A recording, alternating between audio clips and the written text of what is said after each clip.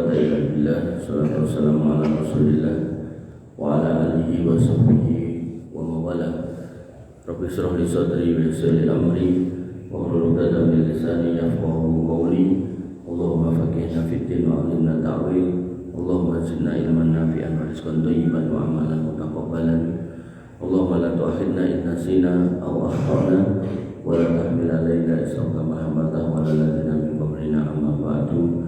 Bapak Ibu yang dirahmati Allah, alhamdulillah, puji syukur kita aturkan kehadirat Allah atas limpahan nikmat yang kita terima sehingga kita bisa ringan langkah kaki kita untuk mendatangi rumah di antara rumah-rumah Allah yang Nabi Muhammad SAW janjikan bahwasanya wastama qaumun fi baitin min buyutillah yatluna kitaballah wa yatadarusuna bainahum illa nazalat alaihim sakinah. Kalau seorang warga penduduk suatu negeri, satu kampung masih mau masuk ke rumah di antara rumah-rumah Allah untuk yatluna kitaballah wa yatadarusuna bainahum, membaca Quran dan belajar isinya, maka Nabi menjanjikan illa nazalat alaihim sakinah, akan mendapatkan ketenangan.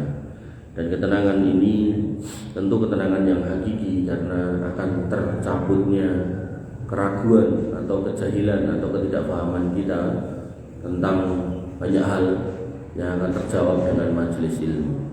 Dan pada kesempatan pagi hari ini, karena temanya adalah tematik ya, maka saya akan menyampaikan 3 fitnah yang akan muncul menjelang datangnya Dajjal.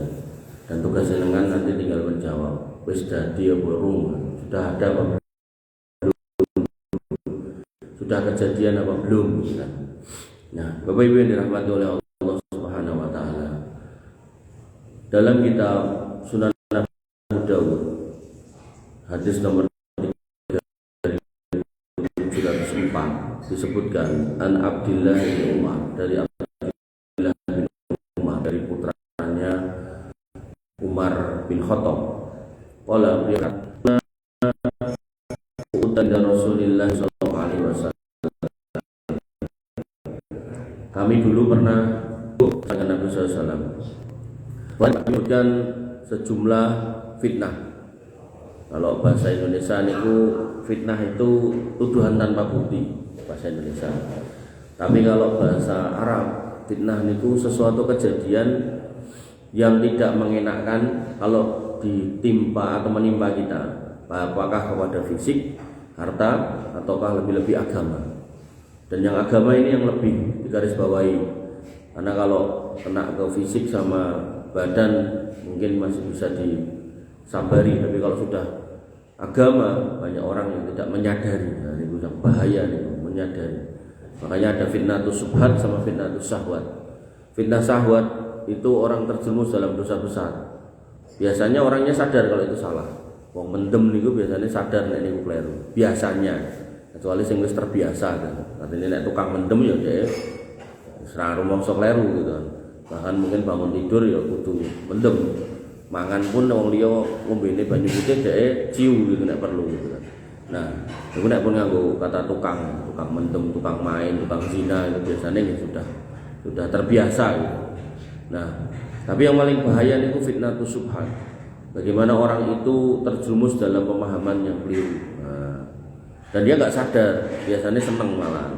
Dileke kuwi keliru orang. Wong dikir kok salah itu, ya dikira nggak salah gitu. Cuman dikir jenengan itu di tempat yang salah dengan cara yang salah. Orang mesti ngono gitu. Maka di sini Nabi menyebutkan banyak fitnah, 1, 2, 3 gitu kan. Nah, dan juga nggak disebutkan fitnahnya apa aja kecuali 3. Nah, nanti 3 ini yang kita bahas. Fa aksara fi dzikriha, dan Nabi banyak menyebut lagi 1, 2, 3, 4, 5 dan seterusnya, sampai puncak fitnahnya itu menjelang datangnya Dajjal. Hatta dzakara fitnatul ahlas. Ini yang pertama, fitnatul ahlas. Fitnah ahlas itu apa? Ditanyakan oleh seorang sahabat, ya Rasulullah, wa ma fitnatul ahlas? Fitnah ahlas itu apa? Qala, kata Nabi SAW, hiya harabun wa harbun. Jangan nanti tinggal jawab, sudah terjadi apa enggak? Harabun wa harbun, yaitu pelarian dan peperangan. pelarian dan peperangan. Jadi ada kondisi di mana kaum muslimin berlarian dan di situ ada peperangan. Mpun enten apa dereng? Pak, enten pundi? Nggih niku. Jadi sebuah kondisi di mana orang itu berlarian dan memang di situ ada peperangan. Memang dulu nggak ada dulu kalau mau perang itu pasukannya yang keluar dari negerinya, dari kotanya, bertemu di satu tempat. Nanti mboten kemudian kampungnya yang dibombardir habis-habisan sampai akhirnya nggak anak kecil, nggak perempuan, nggak orang tua, semuanya kena seperti sekarang yang kita lihat itu gitu. Maka yang terjadi hari ini disebut sebagai fitnatul ahlas. Jadi satu kondisi peperangan ning ruwet banget gitu. Saking ruwetnya sampai orang-orang yang harusnya tidak terlibat dalam peperangan kena tertimpa dan pindah sana pindah sini, ngungsi sana ngungsi sini. Dari Gaza dibom, pindah ke Rafah, dari Rafah dibom lagi, pindah ke Jenin, dibom lagi, pindah lagi. Maka itulah yang kita saksikan. Dari zaman dulu nggak ada gitu. Model gitu nggak ada, sekarang ada. Nah niku yang pertama. Niki yang kedua. Yang kedua ini insya Allah saya yakin belum pernah dengar gitu. Artinya nanti nek pernah dengar mungkin mangacung. Disebutkan oleh Nabi SAW yang kedua fitnatus sarra. As-sarra itu di dalam hadis yang lain Nabi mengatakan ajaban li amril mukmin, menakjubkan urusan orang beriman, idza asabathu sarra syakara. Kalau dia kena atau dapat sarra dia bersyukur. Jadi sarra itu sebenarnya asalnya itu adalah kenikmatan. Yo bisa duit, bisa pangkat jabatan, bisa ketambahan putra putu, bisa untuk warisan. Pokoknya nikmat. Hukum asalnya sebenarnya niku. Tapi Nabi menambahkan kalimat fitnah di depannya. Berarti cara duit ya duit ra cetha, cara bondo nggih bondo ra cetha, cara duwe anak ya anak sing nakal, cara napa meneh, cara duwe omah ya carane entuk ya ra cetha gitu. Nah, tapi yang dimaksud di sini tidak secara umum. Karena secara umum kembali kepada sarok secara umum yaitu nikmat. Fitnah sarok secara khusus yang nanti kita introspeksi kena ke kita atau orang lain. Nabi mengatakan dahonuha min tahti qadamai rajulin min ahli baiti. Coba. Bentuknya adalah asap yang hitam, pekat, kabut, gelap, ruwet, rumit yang dia muncul dari kaki bawah kakinya ahli baitku. Berarti ini fitnah sarok kena ke kita atau ke ahli bait? Pak. Kalau bahasa hadisnya ngoten nih. Ke ahli bait. Wah, ngantuke tenanan iki. Kudune metune ora teh kopi. Jadi sebuah kondisi di mana manusia yang menyebut dirinya sebagai ahli bait mengumpulkan materi, harta, bergelimang ning niku kleru karena disebut fitnah. Makanya dari potongan hadis ini aja kita bisa menerawang kesalahannya di mana dari potongan hadis ini toh. Nabi itu tidak boleh makan uang sedekah, makan uang zakat. Nabi yang boleh adalah menerima hadiah. Jadi misal dengan ngubungi kotak wau, ini kan tibone sedekah tau niku. Terus misal Nabi ngisi pengawasan ten iki dengan amplop ngangge niku mboten angsal. Sing angsal pripun? Nah, misal Pak Fajar ditokeh, wis sing Nabi engko tak kei misal. Nah, itu boleh. Makanya keturunan Nabi, nek ngaku keturunan Nabi kudune mboten nglumpukke duit ngoten niku. Tapi yang terjadi nglumpukke napa mboten? Nglumpukke manusia kemudian diminta berkumpul dengan acara tertentu. Apakah haul, apakah sholawatan gitu. Terus dicepake kotak infak. Kotak infake ora mung cilik ngoten niku wae, sak gedene terbelo. Nah, lebulah di situ duit sak pirang-pirang, mungkin bongkarane mboten mung nganggo tangan jukuke, nganggo karung. Minimal 5 karung. Nah, mungkin sing ngitung mboten wong siji napa loro, wong 20. Lanang wedok atau wedok-wedok kabeh itu depan-depan gitu, duitnya digelar dihitung. Nah, Bapak Ibu yang dirahmati oleh Allah Subhanahu wa taala. Tapi fitnah saroknya belum selesai. Nabi melanjutkan apa? Detailnya. Yaz'umu annahu minni wa laysa minni. Dia ngaku nek dhek keturunanku ning dudu. Lah coba. Mun enten apa dereng? Enten. Jadi dhek ngaku keturunanku ning udu. Pengakuannya digunakan untuk mengumpulkan asara, mengumpulkan dunia. Sehingga niku dibahasakan oleh Nabi sebagai dakhonun, keluk ruwet. Keluk niku nek marai kulek to. Keluk sing enak dihirup paling ya keluk sate to. Nah, keluk napa sing ora enak, keluk rokok ya ora enak. Kecuali sing rokok sing ngomong gitu kan. Enak yo, ya kowe sing rokok gitu. Tapi kalau kita di sebelahnya orang rokok ya watuk-watuk gitu. Nah, kemudian Nabi menegaskan lagi fitnah saro ini. Jadi yang pertama keluar dari ahli bait bentuknya keluk. Kalau ini kiasan nggih, terus jenengan golek sikile Habib metu keluke ora ngoten nggih. Nah, kemudian yang kedua, bentuk kedua yaitu pengakuan nek dhek ngaku keturunan Nabi ning dudu. Nah, yang ketiga pembatasan. Nabi membatasi apa? Wa innama auliyai almuttaqun. Sing jenenge waliku kuwi wong takwa. Kabib itu biasanya setelah dia ngomong kabib ngaku turunan Nabi, dia memperkaya diri dengan itu, terus dia njaluk dianggap wali kan gitu. Ini boten. Paling boten dia mencoba untuk menyatakan dirinya wali dengan menyatakan orang pendahulunya wali dulu. Karena dia berharap nanti nek mati yo dianggap wali, makanya sing wis mati dikon nyebut wali. Makanya Nabi sudah ngancang-ngancang model ngono ki bakal metu. Nah, Nabi mengatakan wa innama auliyai almuttaqun. Sing jenenge waliku kuwi wong takwa. Wong takwa niku asase kalih, Pak. Dalam berkeyakinan dia tidak berbuat kesyirikan. Kemudian dalam beribadah dia tidak berbuat kebid'ahan. Mang candhaki dhewe. Niki mereka ngoten niku mboten. Artinya wong takwa niku nggih imannya di atas tauhid. Kemudian dalam beramal ya harus menjalankan rukun Islam ya salat.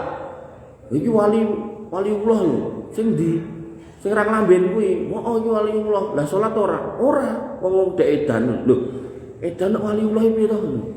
Lah iki saking cintane karo Allah terus edan. Lho, piye to iki? Kok aneh gitu loh.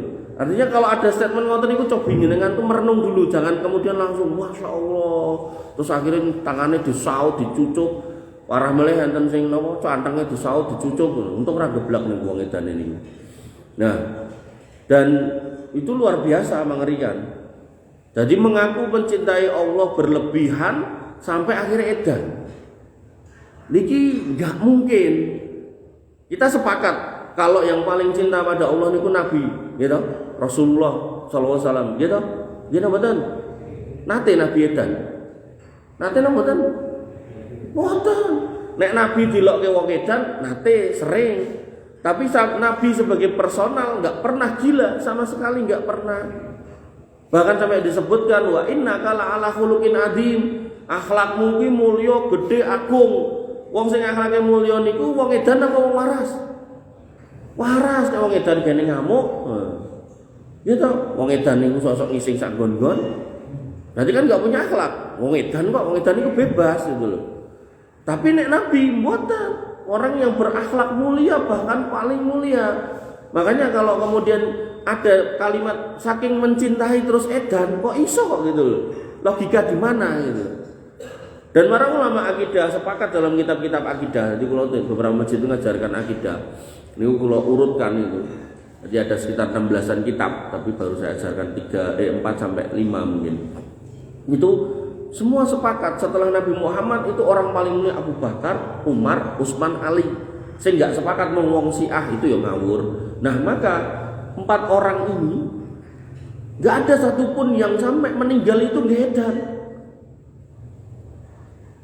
Oleh karena itu maka enggak masuk akal ketika kemudian dikatakan wong saking cintanya pada Allah terus edan. Parah meneh ra salat. Lah kok ra salat? Lah wong edan kok. Lah kok iso edan? Lah saking cinta karo Allah kan enggak masuk akal itu. Piye ceritanya gitu.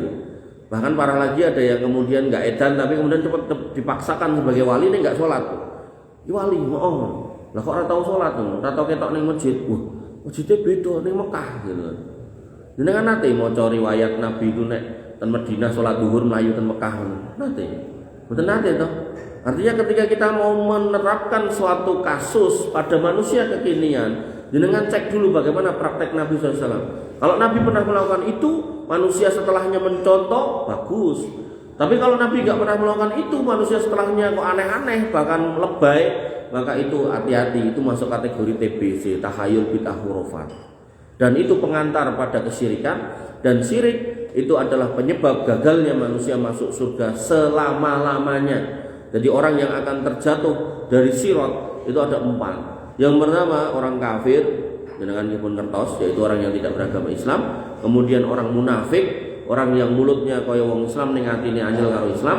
Kemudian yang ketiga orang musyrik, orang yang mulutnya kaya wong Islam, atine jane percaya karo agama Islam, ning cobaan yang dia terima tidak kemudian menyebabkan dia sabar di atas Islam, akhirnya melipir mencari sesembahan yang lain selain Allah. Contohnya pripun? Wonge yo salat, wonge yo mungkin nggih umroh, mungkin yo kaji barang gitu kan. Tapi begitu napa dodolan randang payu nggih golek pesugihan. Atau kemudian nandur pari nggih dadak disajeni.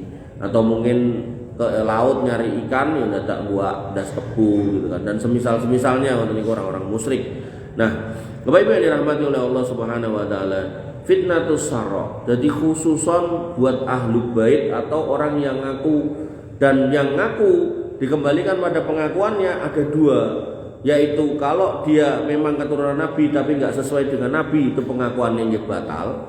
Atau yang kedua parah lagi, wis dudu keturunan ini ngaku-ngaku. Nah, dalilnya apa? Nanti saya tambahkan dalil Quran. Jadi dalil tentang orang yang sebenarnya punya jalur nasab ini nggak sesuai dengan datuknya, maka bisa hilang hubungannya. Bapak Ibu yang dirahmati oleh Allah Subhanahu wa taala. Nah, dicirikan ketika fitnah sara itu terjadi, dicirikan summa yastolihun nas ala rajulin. Antuk toh, sini. Nah, summa yastolihun nas ala rajulin kawarikin ala dilain. Ini memang tandai mulai sudah terjadi no belum. Pada waktu fitnah sara itu terjadi, manusia itu akan dipimpin oleh seseorang yang tulang panggulnya pindah ke tulang rusuk, gampangane wong cacat. Jadi manusia akan dipimpin pada waktu itu oleh orang yang cacat. Mpun apa dereng? Pak, tok lali. Sing banter, Pak. Pun kapan Pak? Ten pundi ya niku, ten pundi? Ten mriki. Sing pundi? Sing nika. Empun coba niki nek ora nabi ora bakal ngomong ngeten iki. Artinya ini namanya nubuat, sesuatu yang diucapkan yang belum pernah terjadi delalah kedadian ten mriki meneh gitu. Kabib-kabib niku nggih ten mriki, sing disebut niki nggih ten mriki gitu toh. Jadi orang yang normal kayak jenengan dipimpin oleh orang yang enggak normal. Orang yang gampangane iso ngadeg dipimpin karo wong mboten saged ngadeg. Ngoten to. Itu terjadi di ten mriki itu. Niki hadis lho Pak, mboten karangan kula. Nek kabeh-kabeh tegel nak ngarang. Nabi sallallahu alaihi wasallam pisan dek ngomong al-imam al-faqih bil muqaddam. Mi'at kepada Allah sehari 70 kali. Waduh, iki wong piye karepe? Terus Al-Imam Abdullah Al-Haddad ketika disuruh masuk surga, tidak mau karena tidak mendapati temannya yang bernama Pak Jody. Akhirnya dia mencari di neraka dan didapati temannya di situ, dan dia mengancam neraka, "Nek mbok tok tak pateni genimu." Gitu. Ngeri banget itu kan. Wah, maka ya Allah luar biasa. Mengerikan khurafat-khurafat yang diucapkan dan berani. Padahal Nabi mengatakan apa? Man kan zaba alayya muta'ammidan falyatabawa maq'adahu minan nar. Berani berbohong atas nama Nabi, mencopot nama Nabi, hati-hati lingguh ning neraka. Bahkan sampai ketika dikritik orang, ada itu yang mengatakan dikritik, "Kok kowe wani ngomong ngono tentang memadamkan api neraka?" Jawabane dhek, "Lho nek kowe ora percaya ora apa-apa. Wong kuwi asine ya mung ilmu murung tekan." Lho coba malah kita sing dianggap goblok gitu kan. Padahal di sini luar biasa disebutkan detail fitnah sarra, orang itu mengumpulkan kekayaan tapi fitnah. bukan kebaikan yang dikumpulkan. Sehingga yang terjadi apa?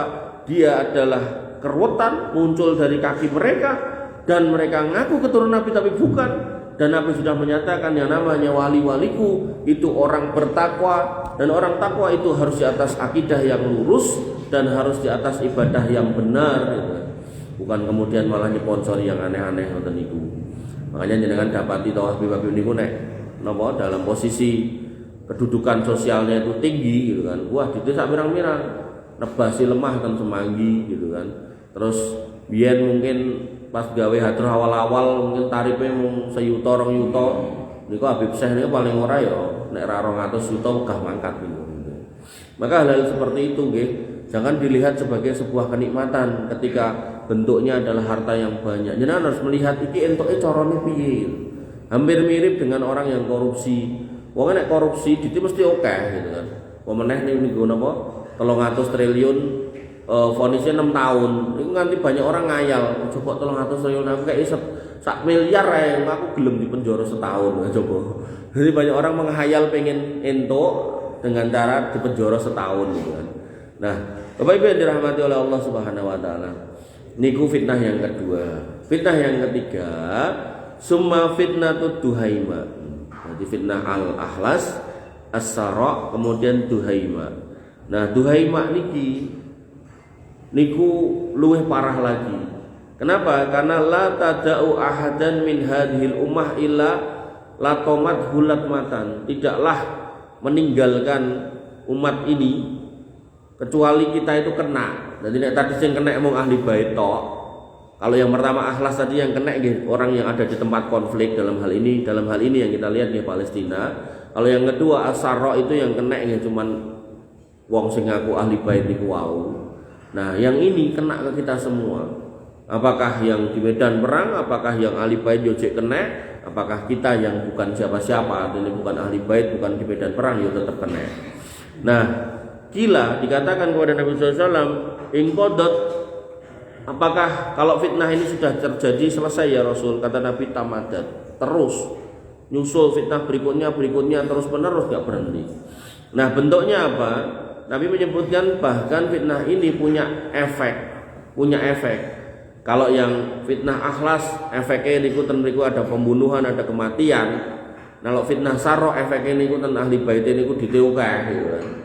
Nah, kalau kemudian fitnah tuduhaima efeknya niki yusbihur rajulu fiha mu'minan wa yumsi kafiron. Orang itu saking bingungnya, saking galaunya, saking mumetnya mana yang benar mana yang salah. Ada orang yang kemudian paginya bersama kita di atas keimanan, sorenya atau malamnya pindah agama. Nah, ini yang disebut dengan fitnatus syubhat tadi yang saya singgung di depan. Bagaimana belajar agama dari sumber yang beraneka ragam, enggak seragam, akhirnya pusing dewe. Makanya saya punya temen Nasoro, itu coba tak dakwai gitu kan. Dia terakhirnya bilang gini, aku wis mudeng Mas mbok sampai kayak gue. Mau aku di pertanyaan siji tolong jawaban opo ini. Kata dia, aku di tonggo Mas. Tonggoku kuwi bawa zaman nom biyen nyantri, keluar masuk pesantren. Terus itu aneh bareng mulih edian. Tolong jawaban ini kenapa kok edan. Jadi apa yang saya jelaskan itu mentah hanya dengan kondisi edannya seorang muslim, karena tadi itu keluar masuk pesantren yang warnanya warna-warni. Kan enggak semua warna niku menyehatkan toh, jenengan ngajeng jenengan teh diunjuk insyaallah sehat. Tapi nek ngajeng jenengan orson atau sirup pone sing murahan niku nah watuk insyaallah gitu. Nah, maka disebutkan di sini efeknya ngoten niku. Bisa menyebabkan orang saking bingungnya sampai milih keluar dari Islam. Padahal Islam itu kalau dimasuki dengan baik dan benar, dengan cara yang baik dan benar, insya Allah aman terkendali. Makanya di salah satu masjid itu saya jelaskan tentang Habib niki, gitu. Dicegat ular ning dalan gitu. Ada jamaah yang mampir sholat, dilalah melu ngrungokke terus kok dicegat ning dalan. Ditekoki, Mas, piye Mas? Bapakmu lulus SMA apa ora? Lulus lah. Ibumu lulus malah S2 gitu kan. Kok ilmumu kok cetek banget tuh. Lah kok ya ora tekok. Kowe lulusan nopo nek tekok ngono malah kula jawab. aku kuliah ping 15 malah penak mboten iki. Ya pas kula ora ditekok ini kuwi. Terus kok ilmu cetek, cetek piye? Lah ngopo ndak bahas Habib ngono kuwi? Lho lah emang enek sing salah gitu kan. Yo kudune kowe kan ngaji karo Habib kae. Lah ngaji iki ngaji apane? Maca selawatan koyo ngono. Ilmunya di sisi mana gitu. Terus kowe kudune ning Sarliwon ngono. Lha ngopo ning Sarliwon? Dadi ning Sarliwon akeh wong jenggoten koyo kowe ngono malah wis dawa sak mene-mene iki. Saiki wis waras. Lho berarti aku edan gitu. Jadi padahal sing edan dhek, waline dhek kok kemudian malah diarahkan ke saya gitu kan. Nah, Bapak Ibu yang dirahmati oleh Allah Subhanahu wa taala. Seperti itulah ciri orang yang bertaklid. Jadi seperti apapun kita jelaskan, dalile kita gelar, ya tetep wae ra gagas, ra gugur, ra gelem ngrungokke. Karena dia sudah tertutup dengan tadi fitnatus subhat. Dia merasa apa yang datang dari tokoh yang dia tokohkan itu sumber dari kebenaran. Padahal enggak seperti itu. Saya ditawari ngisi kitab At-Tadhkirah di Ngenan, ada satu masjid pengajian ibu-ibu. Nah, saya biasanya nggih pun ngajarke ngoten niku tapi pakai kitab yang lain. Tapi ini dimintanya kitab Tadhkirah. Nggih, kula siapkan kitabnya. Ternyata kita cek gitu, Bapak. Imam Al-Qurtubi pengarangnya. Itu ulama besar. Ulama yang dipuji oleh semua ulama di muka bumi ini. Nah, maka begitu kita cek, ya, ternyata isi kitabnya banyak, nggak sedikit hadis-hadis yang dhaif bahkan palsu. Apakah Imam Qurtubi salah? Tidak. Karena pada zaman beliau nulis mungkin belum ada penjelasan tentang status hadis-hadis tersebut. Jadi beliau ngapal seapal-apalane gitu kan, kemudian dimasukkan dalam kitab itu. Nah baru sekarang atau kemudian beberapa tahun ke belakang, mungkin 50 tahun ke belakang, ada ulama yang memeriksa kitab-kitab para ulama itu kemudian memberikan sanad dari status hadis dari setiap hadis itu. Jadi imam-imam itu nggak salah, makanya dalam bab mujtahid orang yang beristihad, nek bener nek pahalane 2, nek salah pahalane 1. Dalam konteks Imam Al-Qurtubi beliau nggak salah, jadi tetap berpahala 1. Nah, cuman yang salah adalah orang yang taklid. Artinya kalau kemudian yang tertulis di situ hadis dhaif, hadis maudhu kemudian diambil, maka itu salah. Contoh ada seorang ustaz yang dia jelaskan tentang bagaimana ruh itu pulang tiap malam Jumat. Ada di kitab ini. Lah niku hadisnya bahkan mungkin hadisnya masuk kategori hadis palsu gitu kan. Maka harusnya juga disampaikan walaupun tertulis di kitab, termasuk dalam kitab ruh juga banyak. Kitab ruh itu karangan Ibnu Qayyim Al-Jauziyah, ulama besar juga. Jadi ketika di situ jelas-jelas hadisnya dicantumkan di situ hadis dhaif atau hadis palsu, ya kita nggak boleh kemudian menyebarkan itu. Nah, kesalahan kekeliruan ulama tidak menggugurkan kemuliaan mereka. Sematan ugi dan kitab tafsir Ibnu Katsir. Tafsir Ibnu Katsir yang asli itu di dalamnya masih banyak cerita-cerita Israiliyat. Cerita-cerita Bani Israel yang didengar turun-temurun, tapi kebenarannya juga diragukan. Nah, maka sebagian kitab Ibnu Katsir belakangan itu menyingkirkan kisah-kisah Israiliyat. Sehingga diringkas makin ringkas ngoten. Nah, maka tidak mengurangi kemuliaan Ibnu Katsir rahimahullah. Bapak Ibu yang dirahmati oleh Allah Subhanahu wa taala. Sehingga ketika panjenengan hari ini termasuk para mukibin tadi dan jenengan sudah dengar hadis tadi, maka harusnya jenengan kemudian mengevaluasi lagi Habib sing ngaji iki piye to modelane. Apakah dia itu berakidah yang baik atau mau ngajak kita nyembah kuburan? Kalau itu yang dia lakukan, ya kita tinggalkan. Dan bahkan mereka itu sampai bikin hizib-hizib tertentu, bacaan-bacaan wiritan tertentu di kuburan itu. Contohnya misal, ya Habib Fulan bin Fulan, Sahilana bil Fulus, kertas merah yang halus-halus. Jadi bahasanya dicampur antara Arab dan Indonesia. Ben mudeng wong sing maca. Ya wahai Habib Fulan bin Fulan, mudahkan kami untuk mendapat fulus. Fulus niku duit. Nah, duitnya pun ngarani kertasnya abang tuh sing halus, lungset mau. Nah, ini bentuk kesyirikan, bahkan syirik akbar. Karena dia tidak lagi menitipkan doa kepada yang dikubur itu, bahkan dia mintanya ke yang bersangkutan. Udah syirik akbar itu. Walaupun cuma terucap dengan lisan. Makanya hati-hati gitu. Hati-hati, takutnya jangan nanti pun sholat, pun poso, pun haji, pun umroh ning gandeng rutin ngoten niku menghadap Allah pengene mlebu surga ning ra entuk gara-gara ning donya njaluke gaene ning kuburan. Kuburan niku tempat orang meninggal. Fitrahnya orang yang hidup mendoakan yang di kuburan, bukan meminta. Makanya temundi-mundi saya ulangi, Khulafaur Rasyidin itu sekawan, yang 3 itu mati dibunuh. Ini menunjukkan kondisi politik pada waktu itu genting, dan kondisi politik yang genting tidak mengakibatkan menyebabkan Khulafaur Rasyidin ini melipirkan kuburan Nabi minta tolong, nggak ada. Ya Rasul madad, ya Rasul, nggak ada. Maka parahnya orang hari ini bahkan damel sholawatan niku judulnya madad ya Husain. Madad niku bukan anu niku narkoba, mboten. Madad niku artinya minta tolong. Sampai dinyanyikan dari segala Habib niku sing enten Indonesia niku nyanyike niku. Madad ya Husain, madad ya Husain, madad ya Husain, padahal niku jane lagune wong Syiah gitu.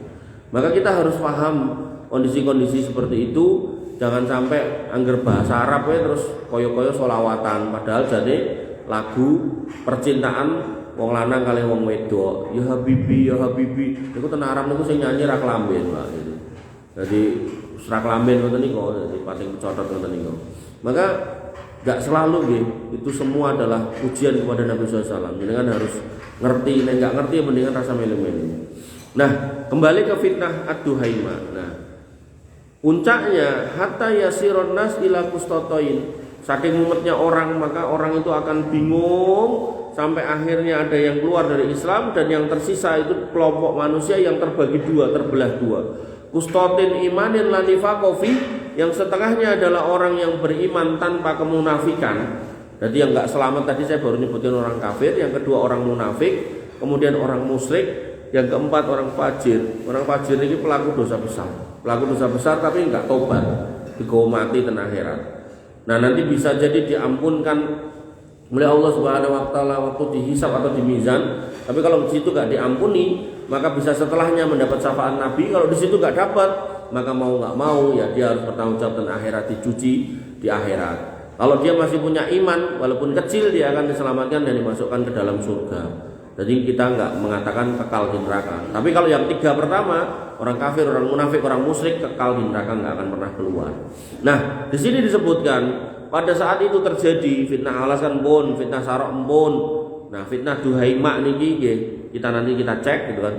Ketika itu terjadi, maka akan muncul kelompok besar 2, yaitu orang yang di dalamnya ada iman tanpa kemunafikan, yang satunya ada kemunafikan tapi imannya dicoret oleh Allah Subhanahu wa taala. Nah, contohnya pripun? Contohnya Pak, contohnya misalnya saya pernah satu kajian itu di daerah Karanganyar itu kajian kelurahan jadi sepakat gantian ngoten. Nah, jatuhlah di salah satu masjid namanya Masjid At-Taqwa. Di situ ada kajian itu, kelompoklah orang sak kelurahan do teko nganggo sepur kelinci ngoten niku. Ya mungkin ratusan sampai hampir 1000 orang kali. Pokoknya sak kebake masjid itu sampai digoleki kajang segala macam. Nah, begitu acara selesai, artinya kajian sudah selesai, dilalah pas momen Natal, setelah Natal sak bare Natal. Pokoknya undi kali Natal. Niku enten bapak-bapak niku ten pojokan ngoten niku tanglet. Tat, saya mau nanya. Nggih pripun tentang pendapat jenengan tentang hukum mengucapkan selamat hari raya Natal. Niku pripun gitu kan. Karena nggih sebagaimana kita ketahui bahasa dia ngoten niku. Jadi sudah mulai menggiring opini gitu. Niku wonge sing teko akeh gitu. Artinya kalau opini ini sampai dadi ya wis rusak niku wong sekelurahan. Sebagaimana kita ketahui ulama Indonesia itu kan ada yang membolehkan. Ada yang membolehkan seolah-olah khilafiyah gitu kan, seolah-olah perbedaan pendapat. Terus dan mereka juga punya dalil. Waduh, dalil iki. Padahal kalau ngajarnya tentang perbandingan agama niku enggak ada orang Kristen kon bolak-balik kitabe ora bakal ketemu tanggal 24 tanggal 20 Desember sebagai hari raya. Enggak bakal ketemu. Mungkin nek enten sing nemokke kula siap nggae ide 10 juta ya. Ora bakal ketemu gitu kan. Nah, maka begitu dia ngomong ada dalil bahkan di Quran, kalau penasaran sing ndi Pak aku. Kata beliau, iku lho ta, sing munine kira-kira ngeten iki. Salamun alayya yauma napa nggih? Oh niku nggih, kula tutuke. Salamun alayya yauma wulidtu wa yauma amutu wa yauma ub'atsu hayya. Salam keselamatan buat aku Isa Al-Masih ketika aku dilahirkan. Dan ketika aku diwafatkan, dan ketika aku kemudian dibangkitkan dalam kondisi hidup. Nah, maka beliau menyatakan ayat itu sebagai dasar bolehnya mengucapkan selamat hari raya Natal. Nah, tanyalah ke saya bilang, Pak, gak ada satu nabi pun, dalam hal ini Nabi Muhammad, itu yang menyatakan atau menjelaskan makna ayat itu. Kemudian gak ada satu sahabat pun yang berpendapat koyok jenengan niku. Tabiin juga gak ada. Dan ulama tafsir, mungkin kecuali ulama tafsir Indonesia ya, ulama tafsir manapun yang mulai Ibnu Katsir, Al-Qurtubi atau Bari, gak ada satupun yang punya pendapat seperti itu. Nah, makna ayat itu adalah bahwasannya orang Yahudi menuduh Bunda Maryam ini, Maryam binti Imran, itu hamil di luar nikah. Umumnya pada zaman itu orang kalau hamil di luar nikah itu digrobyok, dikebuki, dihinakan. Nah, alhamdulillah ibunya Isa Al-Masih niki selamat sampai nglahirke niku, selamat yang pertama. Kemudian pada hari di mana dia diwafatkan juga selamat, yauma wulitu wa yauma amutu wa yauma ubasuh. Ketika diwafatkan juga selamat. Maksudnya apa? Maksudnya Isa Al-Masih niku kalau menurut pengakuan orang Nasara matinya kan di tiang salib gitu. Maka dalam Islam wa ma qataluhu wa ma salabuhu walakin subbihalahu, dia enggak pernah mati dan enggak pernah kalian bunuh dan enggak pernah kalian salib, tapi kami serupakan. Makanya Isa Al-Masih itu diangkat oleh Allah ke langit, nanti diturunkan lagi untuk menyelesaikan Dajjal dan yang lainnya. Begitu sudah selesai baru diwafatkan. Wafatnya dalam kondisi selamat, boten disalib. Karena nek disalib niku menurut sejarah dan sampai hari ini masih berlaku dalam Islam, hukuman salib itu adalah hukuman untuk penjahat level kakap dengan kejahatan yang tidak wajar, disebut dengan extraordinary crime. Jadi kalau udah kejahatannya luar biasa, hukumannya niku disalib. Makanya seorang nabi dimuliakan oleh Allah dengan diangkat ben ora mbok salib wong Yahudi, wong Nasrani atau wong Romawi gitu kan. Yang mereka malah meyakini itu sebagai penebusan dosa, ya wis lah sakarepe lah. Nah, kemudian yang ketiga, pada hari dibangkitkan nanti dia diturunkan. Jadi bukan kemudian sebagaimana pengakuan mereka setelah dipateni tiang salib terus didukke terus dhekekne jero gua terus dibangkitke pada hari ketiga, mboten. Nah, itu tafsirnya, bukan ucapan selamat hari raya mereka. Makanya niku kleru. Tapi Pak, saya bilang ke Bapak itu, nek ten Indonesia kalau niku ngitung nggak kurang ada 7 orang tokoh yang mungkin sebagian orang menyebutnya ulama juga, yang mana mengatakan bolehnya mengucapkan selamat hari raya itu, dan salah satu dalil yang dipakai gini wow. Disitulah kemudian orang awam, masyarakat, kaum muslimin terbelah dua. Yang satu membolehkan, yang satu tetap istiqomah nggak boleh. Bahkan sampai ada orang ibu-ibu kudung kayak video ini ngomong mosok ngucapke selamat Natal gak itu. Emangnya aku ngucapke selamat hari raya pahlawan terus aku jadi pahlawan gitu. Emangnya aku mengucapkan hari rayaan selamat hari anak terus aku jadi anak-anak meneh gitu. Kan lakum dihukum waliatin ngomong tok kayak ini. Loh, padahal Abu Thalib niku ketika kan ngomong la ilaha illallah dia enggak mau. Ya ammi kul la ilaha illallah uhajun laka bihi indallah mengendikan la ilaha illallah. Mungkin nek jenengan sanjang niku mengke kula ten akhirat tak lapor ten Gusti Allah nek jenengan pun iman. Ngucap tok, mboten ken salat, mboten ken macam-macam karena niku udah di akhir hidup nggih. Jenengan ngucap niku insyaallah niku saged saya jadikan argumen untuk jenengan diakui sebagai orang beriman di akhirat. Tapi yang terjadi apa? Pamannya enggak mau, padahal ngucap kan mboten kelangan apa-apa atau mung kelangan apa? Ogah apa ya? Karena ucapan itu dia ngerti banget, begitu mengucapkan itu hatinya harus mengingkari Tuhan yang lain. Makanya apa? Islam itu, iman itu rangkaian dari tasdikun bil qalb, keyakinan dalam hati, wa qaulun bil lisan, dan diucapkan dengan mulut, wa amalun bil jawarih, dan diamalkan dengan perbuatan. Orang yang mulutnya ngomong Islam tapi atine anyel karo Islam niku wong munafik. Orang sing atine condong ke Islam tapi nggak pernah mau bersahadat seperti Abu Thalib niku orang kafir.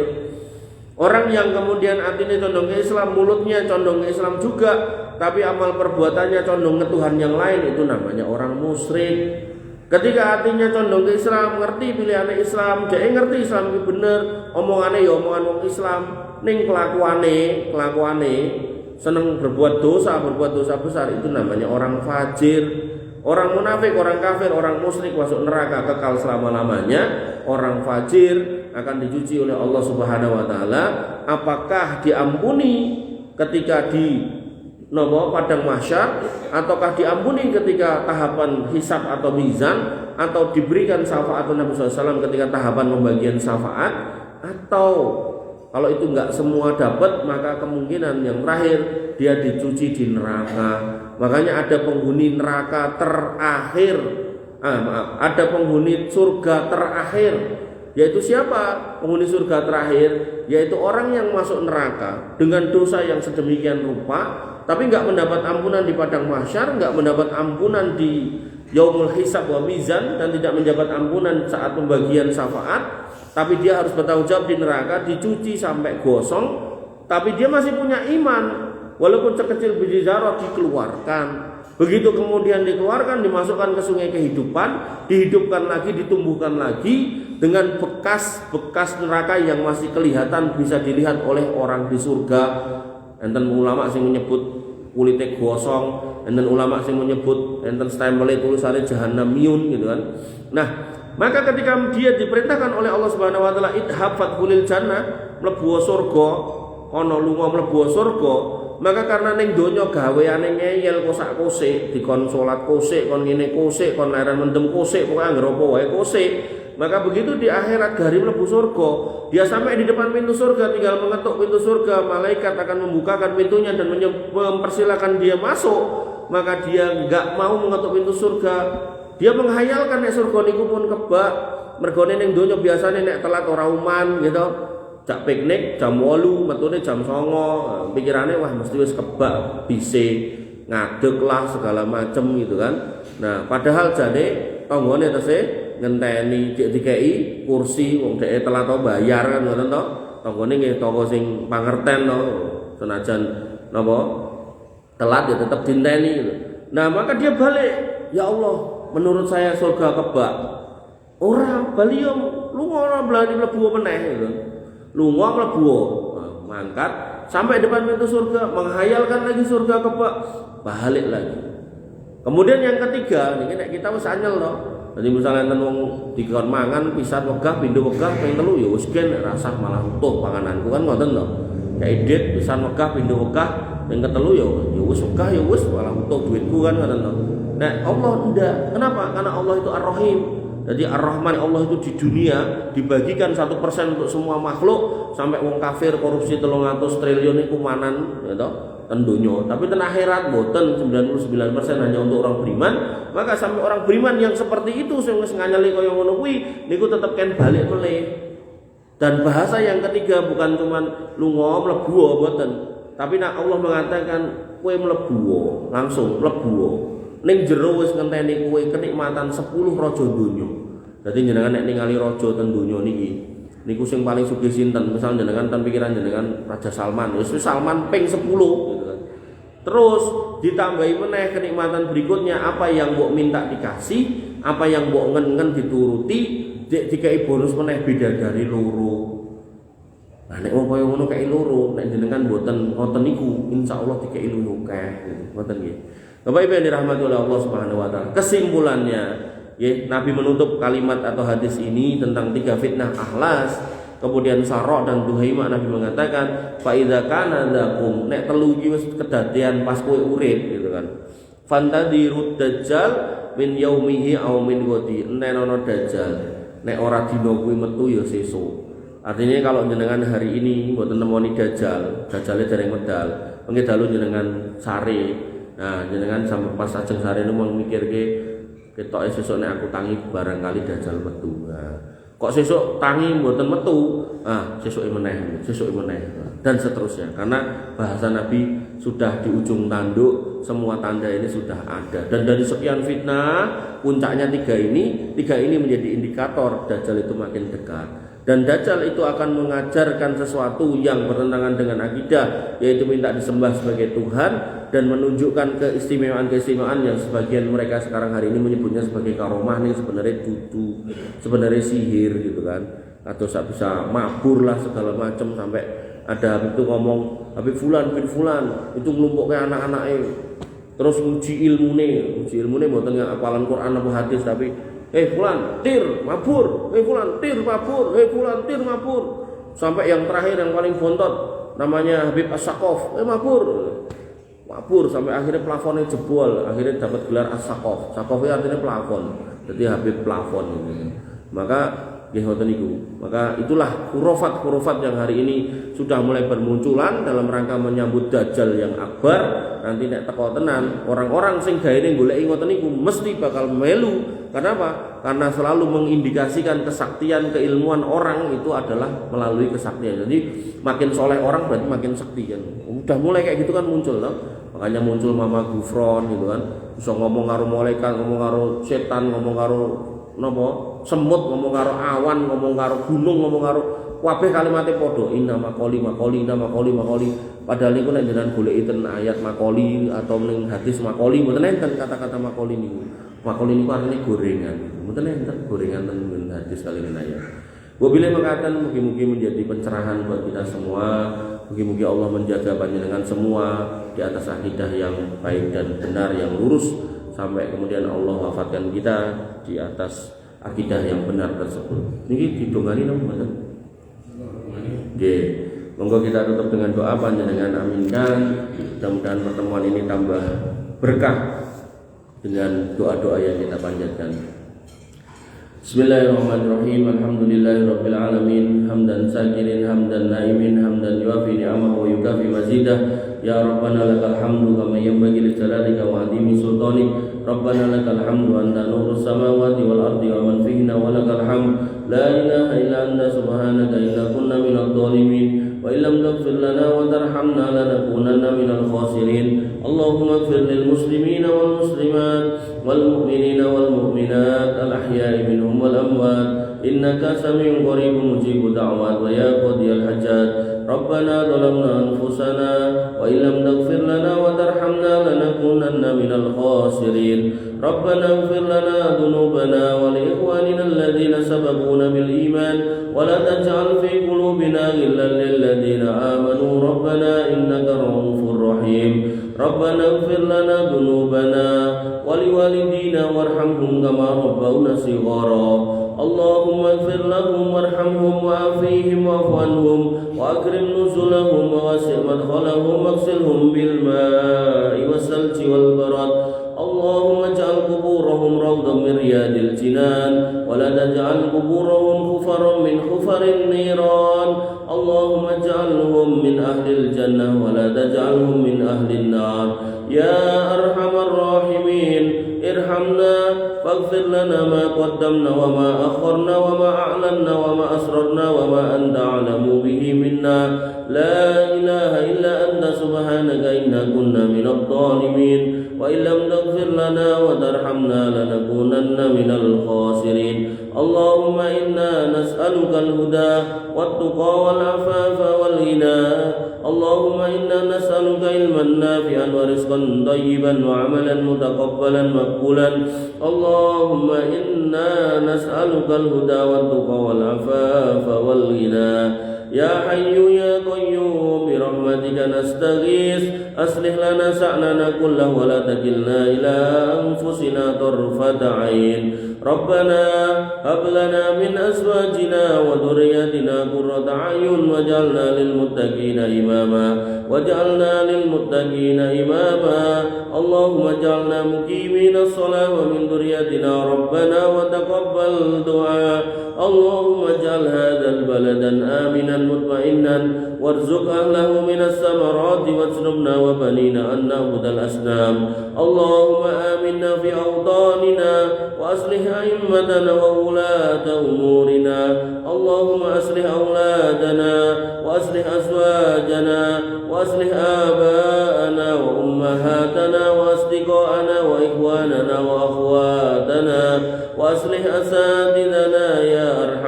الراحمين ارحمنا. اللهم انصر إخواننا المستضعفين في كل مكان. اللهم انصر إخواننا المستضعفين في فلسطين. اللهم انصرهم وثبت أقدامهم ووفق عليهم الصبر يا أرحم الراحمين يا ذا القوة المتين. اللهم أعز الإسلام والمسلمين وأذل الشرك والمشركين ودمر أعداءك أعداء الدين يا ذا القوة المتين. اللهم إنا نسألك الجنة ونعوذ بك من النار. اللهم إنا نسألك رضاك والجنة ونعوذ بك من سخطك والنار.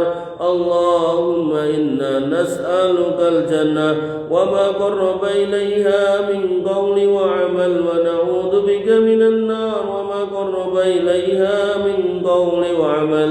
لا إله إلا أنت سبحانك إنا كنا من الظالمين وإن لم تغفر لنا وترحمنا لنكونن من الخاسرين. اللهم اكفنا بحلالك عن حرامك وأغننا بفضلك عمن سواك. اللهم اشف مرضانا واقض ديوننا.